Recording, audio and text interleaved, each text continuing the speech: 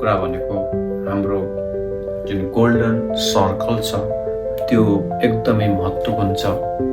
Golden circle भन्दा हातमा हामी कुनै पनि कुराहरू गर्दा त्यो बिचमा 3वटा सर्कलहरू हुन्छ। एउटा व्हाई, हाउ र व्हाट।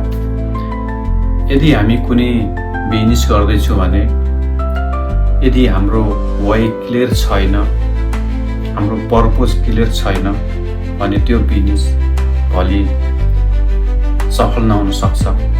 यदि कुनै हामी कम्युनिटीको नेतृत्व गर्दैछौँ या कुनै संस्थाको नेतृत्व गर्दैछौँ या कुनै टिमको नेतृत्व गर्दैछौँ भने पनि त्यो अवस्थामा हाम्रो त्यो गोल्डन सर्कल धेरै महत्त्वपूर्ण हुन्छ। हजुरको त्यो व्हाई एकदमै इम्पोर्टेन्ट हुन्छ। किन हजुर त्यो कम्युनिटीको पार्ट अफ द मेम्बर बन्दै हुनुहुन्छ या त्यो कम्युनिटीलाई कन्ट्रिब्युसन गर्दै हुनुहुन्छ। व्हाई किन भन्ने कुराहरू एकदमै इम्पोर्टेन्ट हुन्छ र हजुरको पर्पज भन्ने कुराहरू एकदमै ठुलो कुराहरू हुन्छ।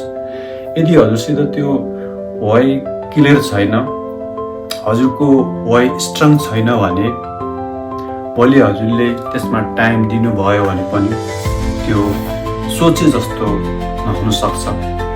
हजुरबाट पाउने जुन फल छ त्यो फल त्यहाँको कन्ज्युमरहरूले, त्यहाँको अडियन्सहरूले, त्यहाँको व्यक्तिहरूले त्यो पोजिटिभ कुराहरू नपाउन सक्छ। सो सबैभन्दा पहिला हजुरको जुन व्हाई छ त्यो व्हाई एकदमै स्ट्रङ हुन आवश्यक छ। त्यसपछि त्यो जब हामी लेट्स कुनै बिजनेस गर्दैछौँ या कुनै कम्युनिटीको प्रतिनिधित्व गर्दैछौँ भने त्यसमा हाउ भन्ने कुरा एकदमै इम्पोर्टेन्ट हुन्छ। कसरी गर्ने त्यो कुराहरू, त्यसको स्ट्राटेजीहरू के हो, त्यसलाई कसरी गर्न सकिन्छ, त्यसको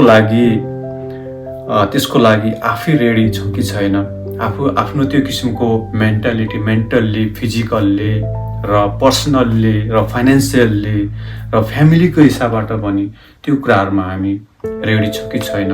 यदि त्यो कुरा रेडी छ भने अब के हुन्छ, तपाईँको त्यो हाउ एकदमै इजी हुन्छ। तपाईँलाई एभ्री डे त्यसले तपाईँलाई मोटिभेट गर्छ। एभ्री डे त्यो तपाईँको त्यो हाउले तपाईँलाई चाहिँ अगाडि बढ्नको लागि हेल्प गर्दछ र तपाईँले के गर्ने भन्ने कुराहरू इन अफ द डे त्यो एकदमै क्लियर हुनुपर्ने हुन्छ। त्यसैले हाम्रो जुन सर्कल, लाइफको गोल्डन सर्कल छ त्यो गोल्डन सर्कलमा भएको 3वटा कुराहरू कुनै पनि काम गर्नको लागि एकदमै इम्पोर्टेन्ट छ। त्यसैले हामी व्हाई, हाउ र व्हाटमा यदि हामी क्लियर छैन, त्यो कुराहरू स्ट्रङ छैन, त्यो कुराहरूमा हामी स्पेसिफाई गर्न सक्दैनौँ भने हामी लगन बिनाको घोडा जस्तै हुनसक्छ। हामीले गर्ने जुन कामहरू, हामीले स्टार्ट गरेको बिजनेसहरू, हामीले प्रतिनिधित्व गर्ने संस्थाहरू लथालिङ्ग हुन सक्छन्। त्यसैले गर्दा सबैभन्दा पहिला हामीभित्रको जुन व्हाई छ त्यो व्हाई स्ट्रङ हुनु एकदमै आवश्यक छ। त्यो व्हाईले यदि स्ट्रङ छ भने त्यसमा कुनै भिजन छ, त्यसमा कुनै मिसन छ, कुनै एउटा पर्पज छ भने अभियसली पनि त्यो व्हाईले स्टार्ट गरेको जुन काम छ त्यो अवश्य पनि सफलताको शिखरमा पुग्न सक्छ।